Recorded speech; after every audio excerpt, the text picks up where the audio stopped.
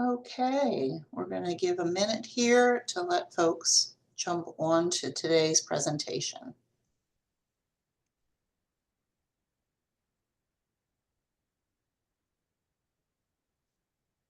As folks are logging on, many of you know me. I'm Margie Cosmerl, Blue Heron Financial Group, and we're delighted to have today Stephanie with JP Morgan to share with us some outlook for the year. It's hard to believe we're already partway through in February. Sarah's going to go ahead and introduce Stephanie in just a minute. And I also want to thank Northrop Grumman Federal Credit Union this year, which will be the 25th year of partnership. So thank you for our clients who are attending today. For those who are just wanting to learn more about Blue Heron, you will have at the end of our presentation contact information. So without further ado, Sarah, if you'd like to go ahead and introduce Stephanie. Sure. So we have the privilege of having Stephanie Aliaga this morning with us from JP Morgan. Stephanie is a global market strategist on the JP Morgan Asset Management Market Insights team based out of New York. In this role, Stephanie provides valuable insight and perspective on the global economy and markets to institutional and retail clients across the U.S. Stephanie's research has focused on the U.S. economy and structural investment themes, such as artificial intelligence. She is a key contributor to the Guide to the Markets on the Minds of Investors blog and serves on the committee that produces the long-term capital market assumptions for JP Morgan's strategic asset allocation process. Stephanie is also a frequent guest on Bloomberg, Yahoo Finance, and other financial news outlets. So Stephanie, we are very excited to have you here. I know along with others on the call, Margie and I will be jotting down notes. So without further ado, if you want to take it away. Thank you so much, Sarah and Margie, and really happy and excited to be speaking with you all today. There is no shortage of things to talk about, I think, that are making headlines, that are stoking volatility. It has been an eventful few weeks, to say the least. And I think what has been most helpful for me, and hopefully for you too, is when trying to separate some of the, the signal from the noise, like what is actually important in terms of driving markets and investment outcomes this year and beyond, I think it is really important to have a framework.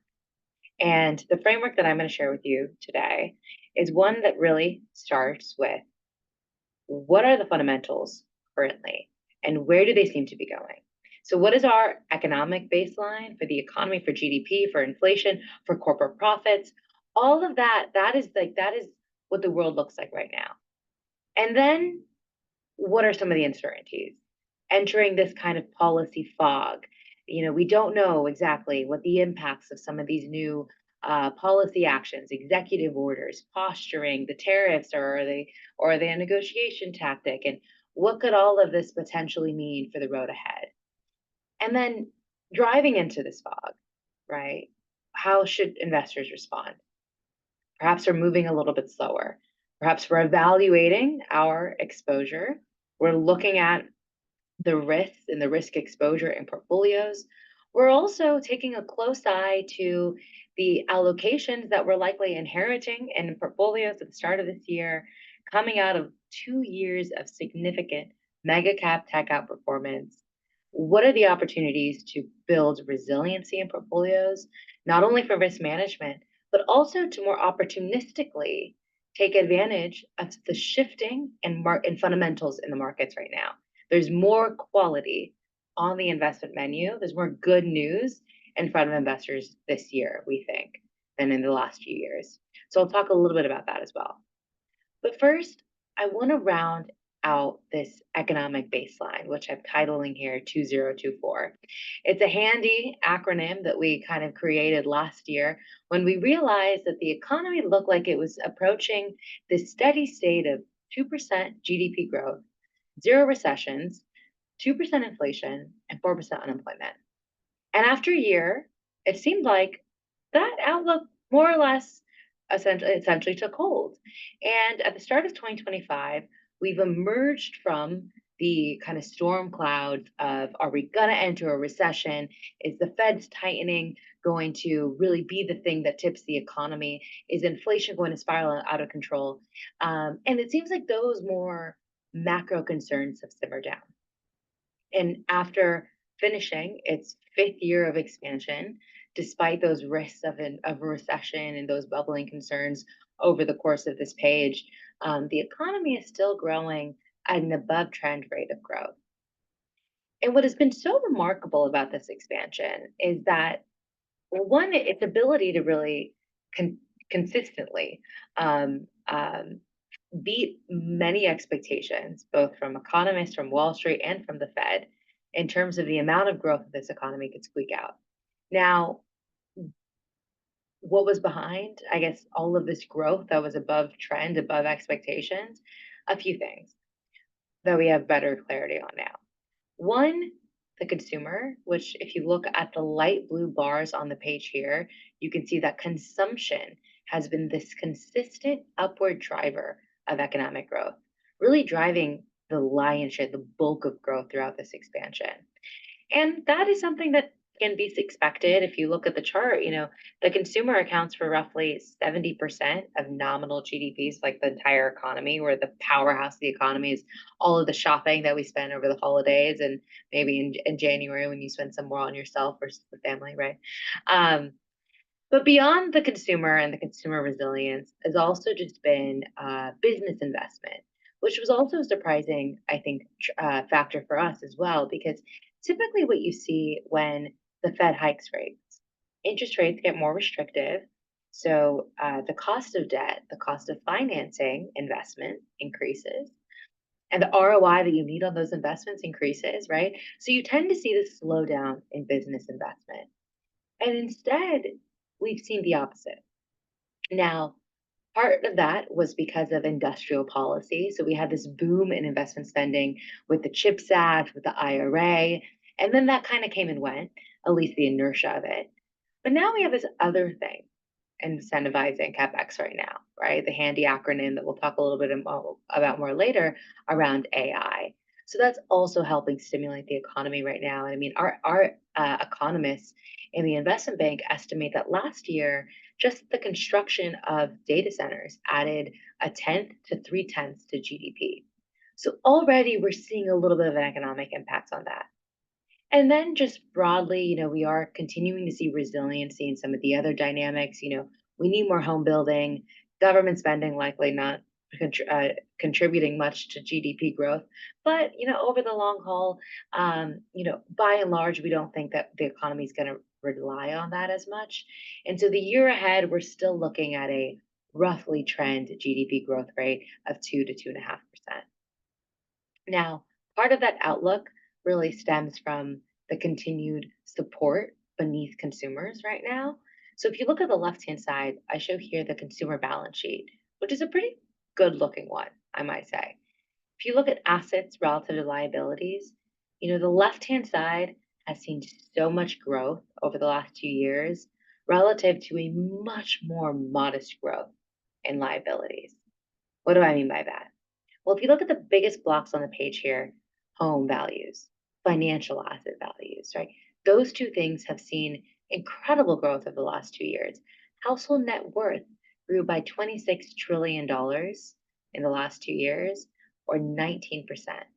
All of that powering this wealth effect and helping keep consumers feeling like they can still spend, they can still shop, they can still invest.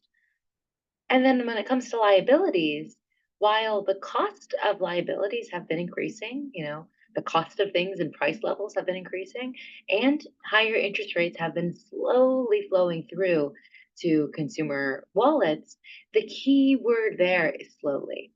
66% of mortgages, or sorry, 66% of consumer liabilities are mortgages. And the vast majority of mortgage debt outstanding is still at a pre-COVID or during COVID interest rate. The average effective interest rate on mortgage debt outstanding is just below 4%. That is in contrast to the current 30-year fixed rate of 7%. So there's like this immunity that consumers are still benefiting from when it comes to higher interest rates.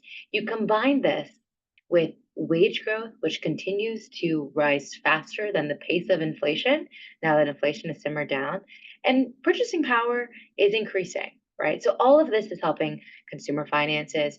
You combine this with a labor market that has cooled, but it's cooled from like red hot temperature to room temperature, not anything more troubling or sinister, it seems. So if you look at the left-hand side, you can see this kind of cool down that I just illustrated.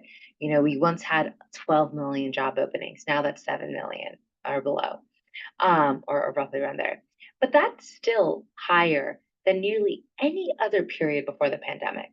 So despite labor demand having really been cured, like that peak excess demand, this is not a labor market where you're seeing the bottom right-hand side flash warning signs. We're not seeing layoffs tick up in a really meaningful way. And we don't expect to see this tick up because what would cause layoffs to really begin to spike? Well, corporate America would have to be entering, trouble here. And instead, we're actually looking at an environment where earnings growth is growing, it's positive, and it's now positive in many more areas of the economy. So if we look at 2024, for instance, you had this period of earnings growth finally recovering from 2023. So a lot of the cost pressures, the labor shortages, and the, I guess, lapse of pent-up consumer demand that led to many companies struggling to grow earnings, that reversed in 2024. And going into the next 2 years, analysts are increasingly optimistic that companies can grow earnings by mid double digits. That's pretty positive. And if that's the outlook, we're not seeing a real risk of layoffs really taking up higher unless something really dramatically changes in the business outlook. But what's also remarkable about how well companies have been able to defend margins, so in the third quarter at 12.8%, this is near a secular high in S&P profit margins, is also that this has coincided with disinflation. For companies, inflation goes by another name, pricing power. When prices are rising, particularly because they're rising because consumers are demanding, well, then companies know they can just pass through these cost prices to consumers more so than they can in other more benign inflation environments. It's typically a headwind then to corporate margins if inflation is falling. But instead, inflation has been falling. Corporate margins have remained intact. Now, what does the inflation picture look like? It's been falling, but it seems like we're getting stuck around this like 2.5% to 3% realm. And a lot of questions have been surfacing around whether we are in a stickier inflation environment for longer and whether the Fed is now going to need to stop its easing process, particularly in light of some of these policy risks ahead of us, which I'll talk about in a minute here. But I want to just spend a moment on this chart. I think it is so important to not only consider the current level of year-over-year price increases, but really what those price increases reflect. And in 2022, I mean, this was the inflation heat wave that caused the Fed to ratchet up interest rates. And consumers were getting inflation on all cylinders. They were getting it at the grocery store, at the gas pumps, at their hair salons, shopping for airline tickets, shopping for Taylor Swift tickets, you name it. This year and the last year has been a very different picture of inflation. Most of it has been driven by shelter and auto insurance, two components which are lagged reflections of the big kind of inflation drivers of the years prior. They have been gradually falling, like watching paint dry, very, very slowly. But importantly, they have more room to decline, and this is going to be a very important force of gravity, pulling overall inflation lower. We know it, the Fed knows it, markets know it. This is going to be I think, the important tide that brings inflation back towards 2%. Now, there's a lot of, I guess, uncertainties as to what different policy actions, different economic I guess what's the word?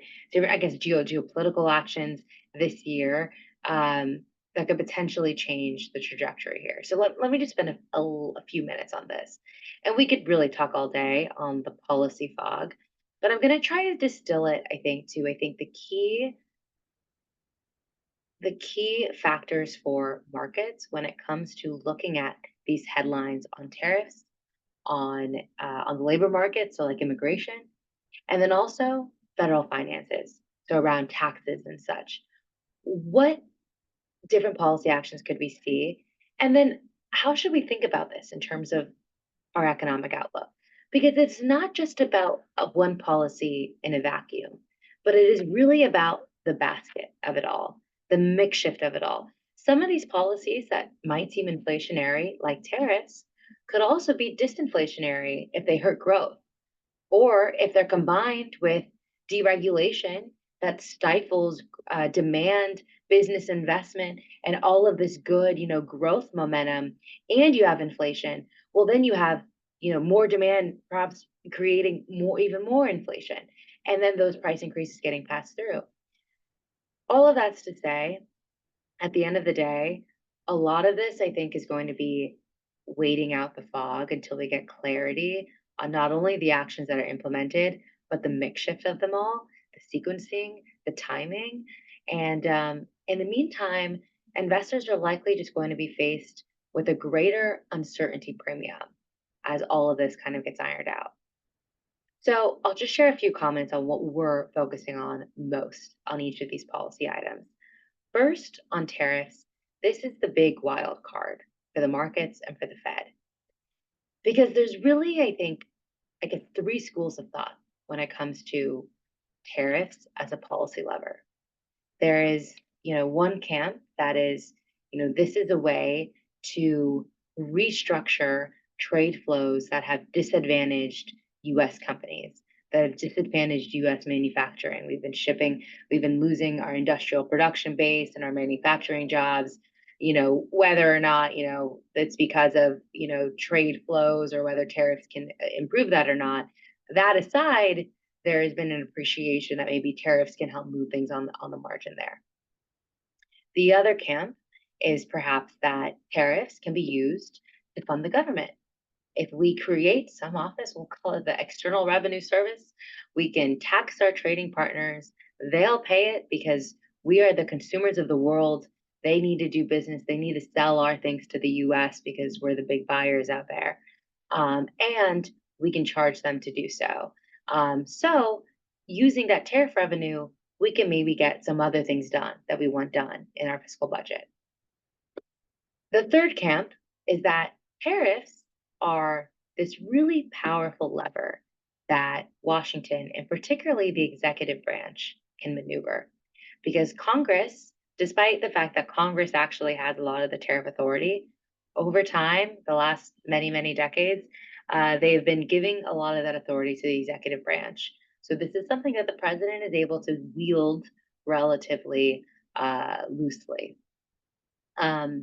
And by wielding this lever, something that, because the US is the consumer of the world, we do have the upper hand on a lot of these trade relationships.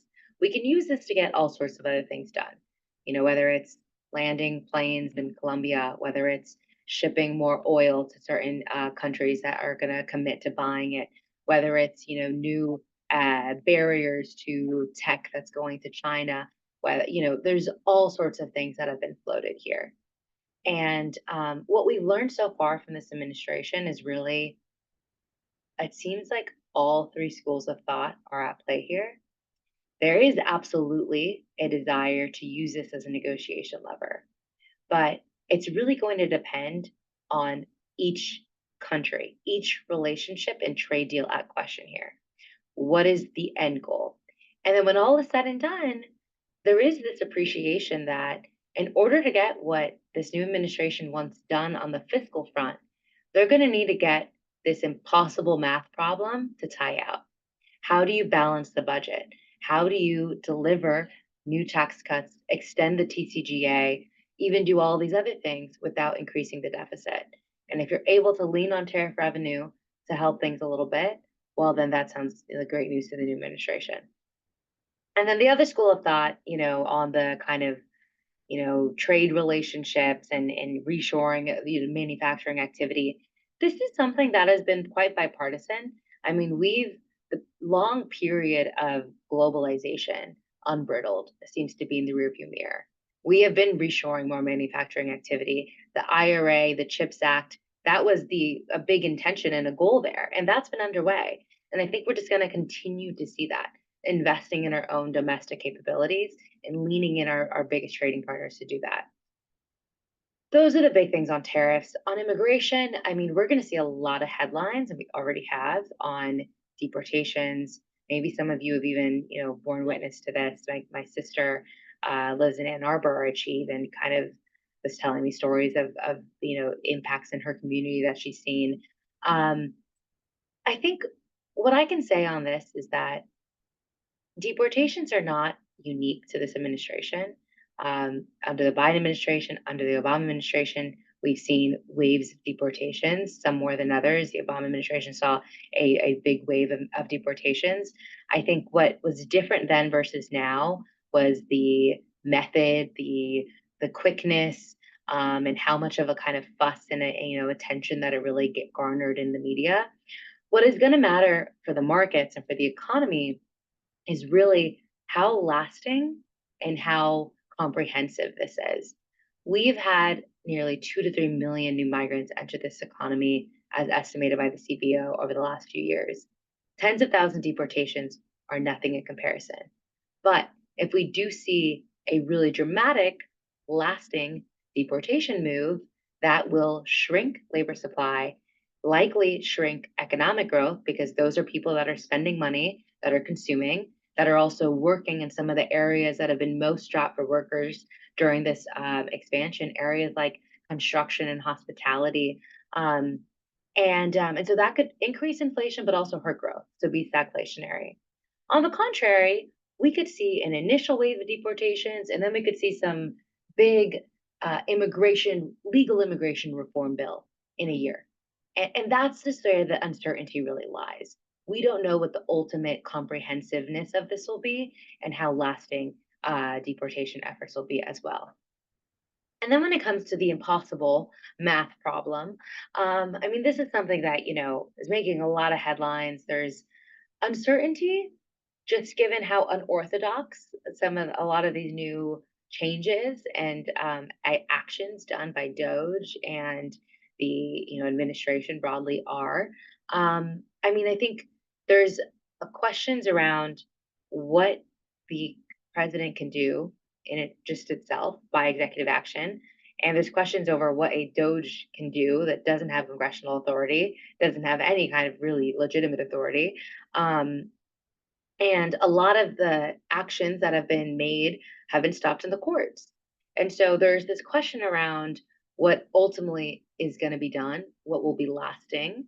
And sure, there are probably plenty of ways to eliminate waste in the federal budget and plenty of ways to strip regulations that seem to have only multiplied over the last few years.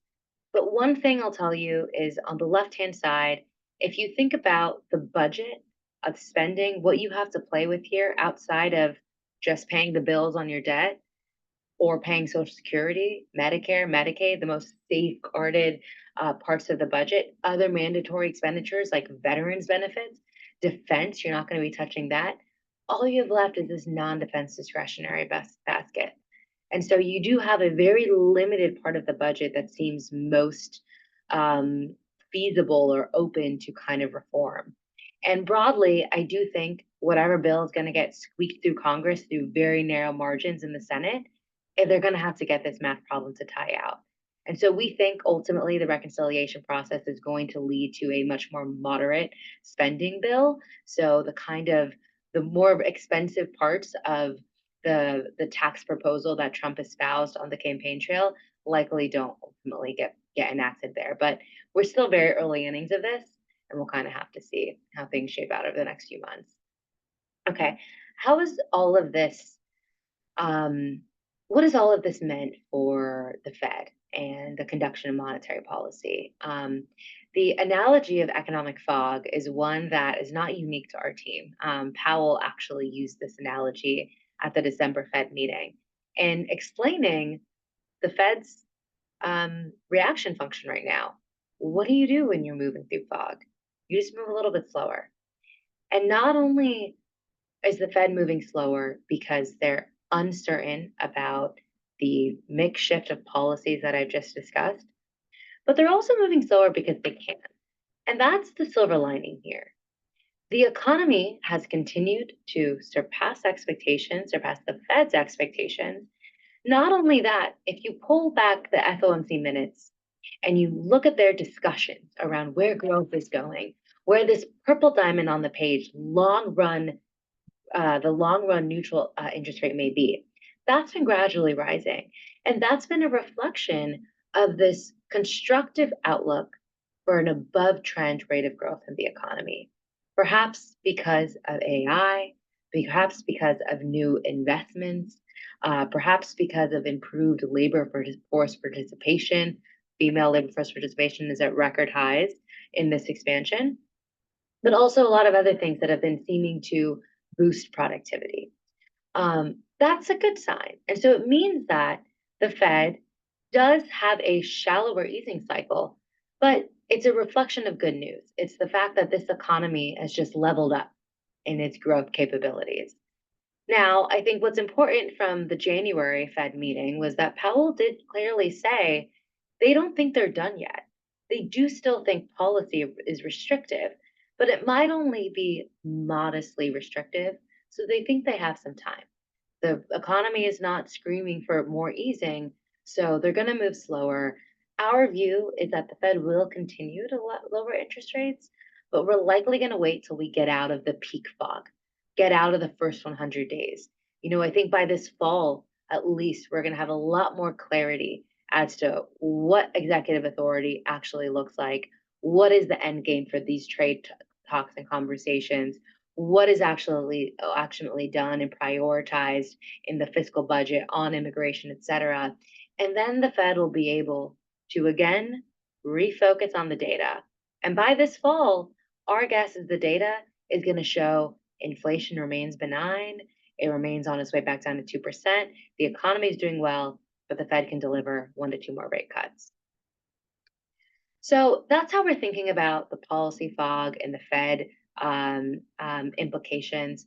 What does all of this mean for investors for navigating portfolios this year and beyond? Our key action item is really, amidst this fog, make sure that you have some balance in portfolios. And chances are, after the last few years of really amazing mega cap tech outperformance, portfolios today are a bit out of balance. If you look at this slide, we make a really, I think, simple point, but an important one. And this is one of portfolio drift. If you had a 60-40 in 2019, you split it equally between growth and value, you had your international sleeve and then your fixed income, and you sat in that and you let it grow. Today, you would no longer have a 60-40. This would be a 73-27. And you would have a lot more growth in your portfolio relative to value, relative to international, and obviously relative to fixed income. Now, this allocation has served you well over the last 2 years. U.S. growth has been the belle of the ball, right? The biggest, the A-star player in the markets. But you do need to ask yourself, starting at these levels, at these valuation points, with elevated expectations, is this the right allocation going forward? How can we build upon the investment success of the last few years and also reorient ourselves to some of the shifting changes and trends in the opportunity landscape? So in that regard, I do think that investors should be really mindful of concentration risk. It's not that the Mag 7 is like the dot-com bubble and bust that we had during the dot-com era. These are very high quality companies at the forefront and likely remaining at the forefront of AI disruption and deployment. But expectations are quite elevated. And I think what the DeepSeek kind of news really showed, in any disruptive technology, we should anticipate disruption. Competitive moats aren't everlasting.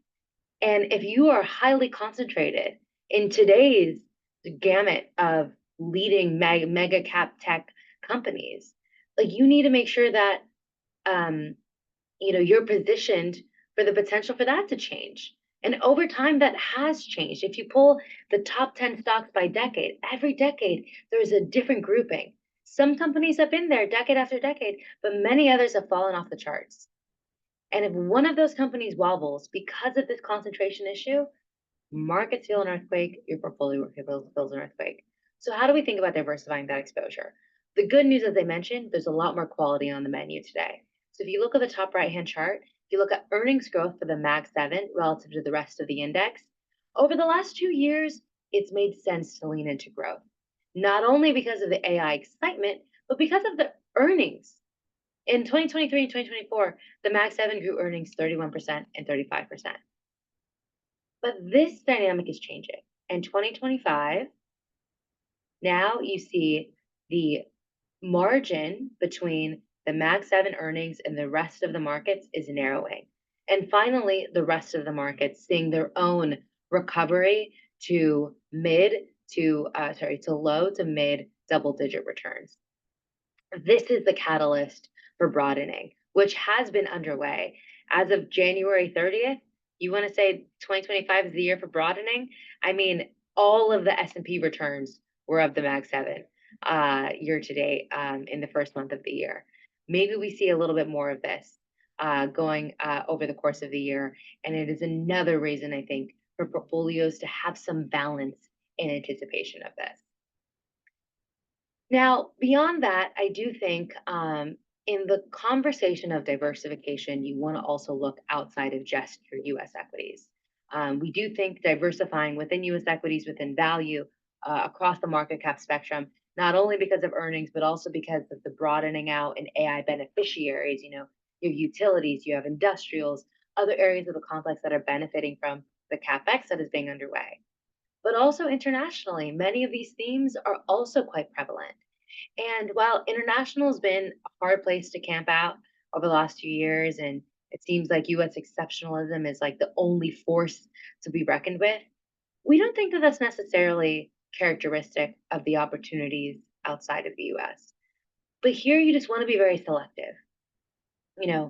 International stocks have been cheap. In fact, they're historically cheap. If you look at the left-hand side, talk about elevated valuations in the US, the opposite is true in the rest of the world. Expectations have never been lower.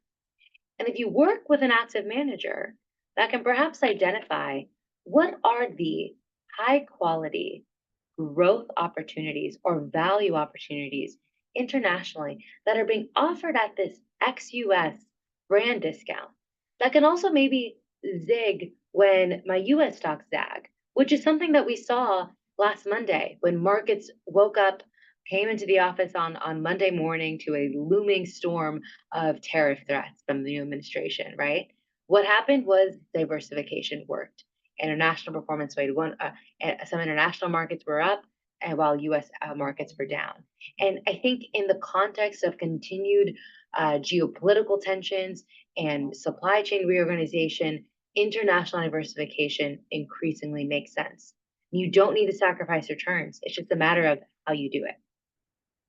Beyond that, how should we think about 40, which just became a 27 on the portfolio drift slide that I talked about? Well, over the last few years, higher yields have been challenging for fixed income. The rise in yields, right, has been a headwind for price returns in fixed income markets, particularly when combined with higher inflation and bond investments that weren't necessarily catered towards inflation resiliency. Well, the start of this year, that outlook looks different. And in fixed income, unlike US equities, getting in at starting levels is actually good for forward returns. Higher yields are good for higher forward returns in fixed income, which is what this slide shows. We've moved from the orange realm on the page to the green. That process was painful. But where we are today suggests a more constructive outlook for returns in bond markets relative to the last 10 years. But you don't need to accept 5%, which is what the Bloomberg Ag is yielding right now. If you access the entire suite of fixed income, of the fixed income universe through active management, there are many areas, many sleeves of the bond market that are offering elevated yields, attractive yields that are also showing attractive and even improving fundamentals. Areas like securitized credit, areas like high yield, or municipals offering a tax equivalent yield of 6.2%. These are perhaps areas that you want to think about when constructing a diversified fixed income portfolio or ways to step out of cash and access higher yields for longer. But the key here is if you're just sitting in the US Ag, you're not getting much of what's on this page. Beyond that, investors are also not only limited to the 60/40 menu of the past. And whatever your goals are, whether it is income generation, absolute return generation, or broader diversification, if one company wobbles and global markets feel this earthquake, what can I add to my portfolio that isn't going to feel the drum of NVIDIA earnings? Well, alternatives make a lot of sense in a few regards. For instance, you have areas of the alternatives markets like infrastructure, like transport, which can offer a pretty juicy yield, which is the size of the bubble on the page, also benefit from diversification. I mean, these cash flows are specifically tied to the cash flows of that asset, of that airport, of that data center, of that toll road, whatever it may be, and not the drum of public markets, right? You also have other areas of alts like real estate, which is one of our highest conviction views, not only for the year ahead, but also in our long-term capital market assumptions. So we look 10 to 15 years out. Starting points here look very favorable given a lot of the valuation resets that we've seen in a higher interest rate environment over the last few years. And the secular demand backdrop for real estate remains quite favorable. So that's one area that we think is really worth consideration. But then even in other parts of the page, venture capital, private equity, if you're interested in some of the more the younger companies, the innovation happening in Silicon Valley and the birth and really the explosion of new businesses that we've seen coming out of the pandemic, a lot of companies these days never go public. And so a huge chunk of the marketplace is not accessed just by the S&P 500 or even public markets overall. So how do we think about broadening our scope of the investment menu as well through this page? And then finally, I think this year, more so than last year, feels like uncertainty is just everywhere. And it feels like, almost like the pandemic, there's so many different roads that things can take when it comes to policy. There's so many unknowns. I'm on the road a lot. I get asked a lot of questions, and sometimes I simply don't know what's going to happen if we implement a sovereign wealth fund in the United States. We've never considered that. And so there is a lot of uncertainty inherent in some of these policy actions and intentions. But the point that I want to end on here is really that uncertainty as an investor is a constant. It is the rule. Every year on this page has had its own share of surprises. We've had wars, we've had pandemics, recessions, tech corrections, new administrations, you name it. But for investors, time horizon is really on your side. And over the long term, what the leftmost columns on the page here show is this light gray block over time and consistently has helped deliver investors positive annualized rates of returns and at one of the smoothest rides possible. Lean into diversification. There are so many unknowns. There's always black swans that we can never hedge against. But by having a portfolio that's built to be resilient, to manage wherever the kind of tide takes us, that is really, I think, the key to long-term success amidst the policy fog or whatever fog of the year that we're naming it. Well, with that, I would like to turn things over back to the host to see if there's any other questions. The last thing I'll say here, all of the slides I've just covered are in our guide to the markets, which is updated on a daily basis on our website. And you're also free to follow or connect with me and my team on LinkedIn to stay up to date with some of our thoughts on each of the kind of topics and themes that I've covered today. Stephanie, thank you. Thank you so much. And thank you, Derek, who's also with us today from JP Morgan and a longtime partner of Blue Heron Financial Group. I could really listen to Stephanie and the team all day long. It's been asked of us to deliver what we hear. So here you go. This is what we're listening to at Blue Heron so that we can help just navigate. And I will use that term fog. I think that will become the theme word this year. And I just want to summarize and share some of the data points again that Stephanie brought to us today. As I mentioned, fog, policy fog. Sarah and I are on the phone, in meetings, in Zoom, with our clients, prospective clients all day, and indeed policy, administration change. What is this going to do to my portfolio, to my Social Security? Those are the themes that we're hearing.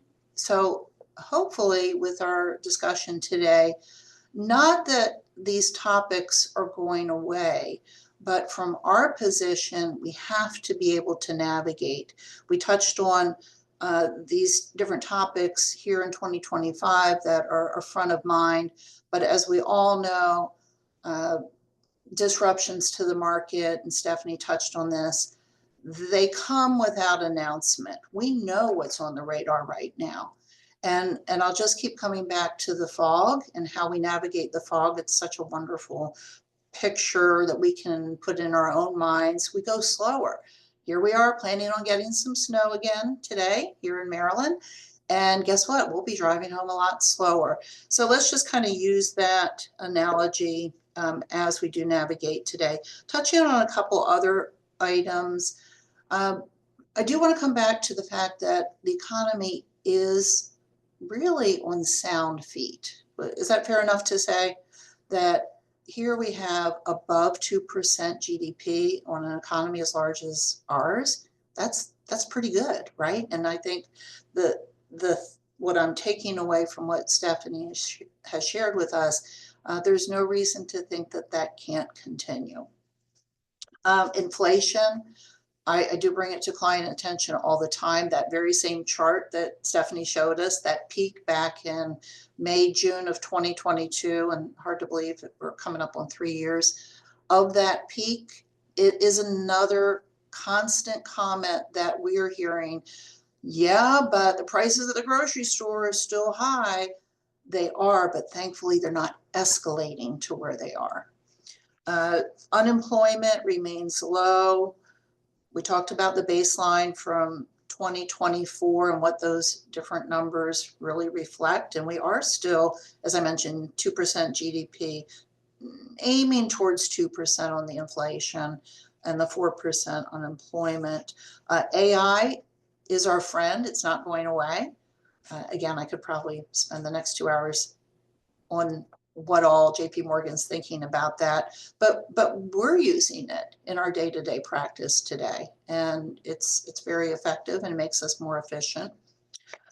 Tariffs, I think that's probably the biggest buzz right now, and being outside Washington, D.C., we're also hearing from our clients, prospective clients, what that's meaning to them. And there's a lot of unknowns right there right now. From our position, I can't stress enough, we have got to be in a position with our portfolios to navigate that diversification, that chart that Stephanie put up at the end of the presentation. We've shared that with you so many times. It's the slow and steady wins the race chart. We need to make sure that we've got our fixed income, our international, yes, our large cap growth, yes, we participated, but that was also a good reminder when we looked at that 2019 60-40 portfolio and what that looks like today. Behind the scenes here at Blue Heron, your investment team is looking at our rebalancing right now and how our portfolios are going to be affected. The deportation, how that may affect our labor markets. I think, we're just going to have to be in a wait and see there. And again, I took lots of notes, but I do want to be sensitive to everybody's time today. And this matters. And we are so grateful once again. Thank you, Derek. Thank you, Stephanie, for your time today and for those who are attending today's session. We hope that we brought relevant material to you. Sarah, do you want to close it up and share our contact? Sure. Let's make sure that we're sharing this here. Yes, I'm looking at the contact screen. Very good. So here is our contact information. If you have any questions, feel free to reach out to Jessica Molina. Her contact information is here, or go ahead and give us a call on our phone number. Again, thank you, Stephanie, so much. I've got a page full of notes here. I know Margie does too, and it just helps us so much as we're having conversations with clients. And thank you, Derek, for the partnership and helping bring Stephanie here today. It was my pleasure. Thank you both for having me. And thanks everyone for tuning in. Take care. Thank you all. Okay, Everyone. everyone have safe travels if you're out there, and maybe make a snow angel tonight. And with that, we will say goodbye.